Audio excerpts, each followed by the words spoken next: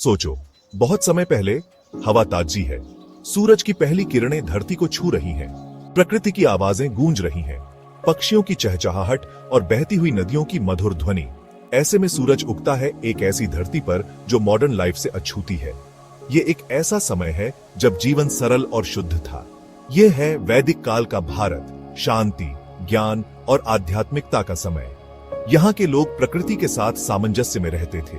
वैदिक काल सिर्फ इतिहास का एक समय नहीं है, यह एक युग है जिसने हमारी सभ्यता की नींव रखी।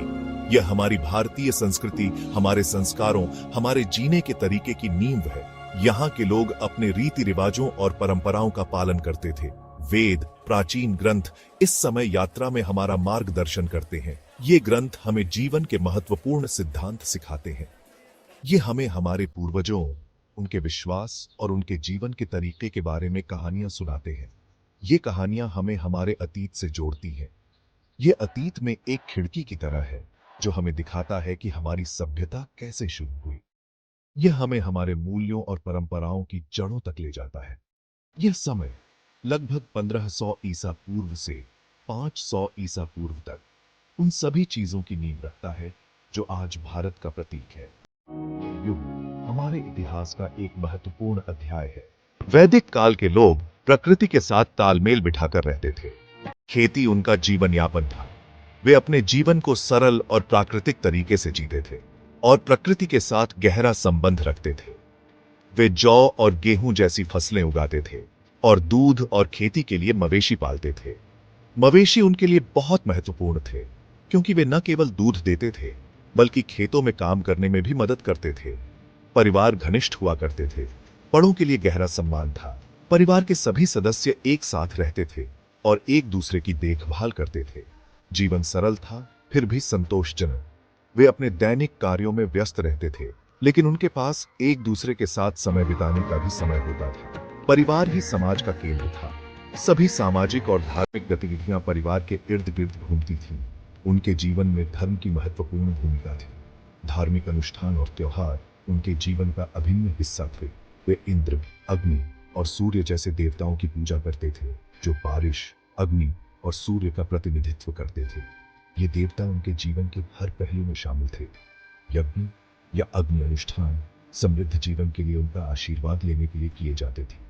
ये अनुष्ठान बहुत ही पवित्र माने जाते थे और पूरे समुदाय द्वारा मिलकर किए जाते थे।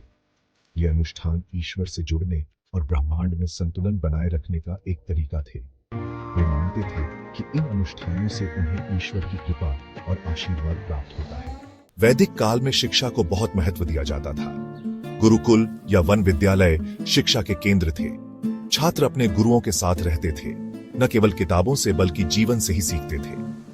वेद और उपनिषद उनकी पाठ्य पुस्तकें थीं। उन्होंने खगोल विज्ञान, गणित और दर्शन जैसे विषयों का अध्ययन किया। संस्कृत वेदों की भाषा, ज्ञान की भाषा थी। इसकी सुंदरता और समृद्धि ने रामायण और महाभारत जैसे अविश्वसनीय साहित्य को जन्म दिया। इन महाकाव्यों की कहानियां आज भी हमें प्रेरित करती हैं। वैदिक काल भले ही बहुत पहले चला गया हो, लेकिन इसकी विरासत आज भी जीवित है। यह विरासत हमारे जीवन के हर पहलू में गहराई से बसी हुई है, चाहे वह हमारी संस्कृति हो, हमारे रीति रिवाज हो या फिर हमारे दैनिक जीवन के मूल्य। यह हमें परिवार के महत्व, ज्ञान की शक्ति और आध्यात्मिकता की सुंदरता सिखाता है। वैदिक काल की शिक्षा प्रणाली, जिसमें गुरुकुल का महत्व था, आज भी हमें सिखाती है कि सच्चा ज्ञान केवल पुस्तकों में नहीं बल्कि जीवन के अनुभवों में भी निहित है।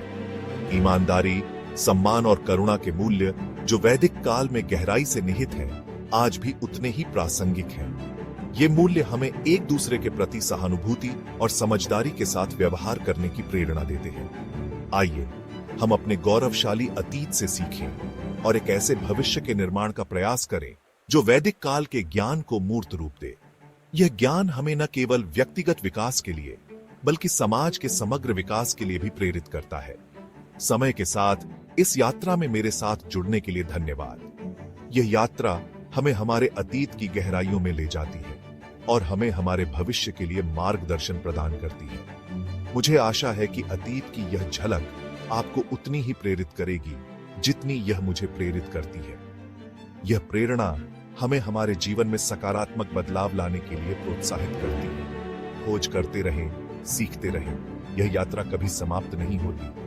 यह हमें हमेशा कुछ नया सिखाती है।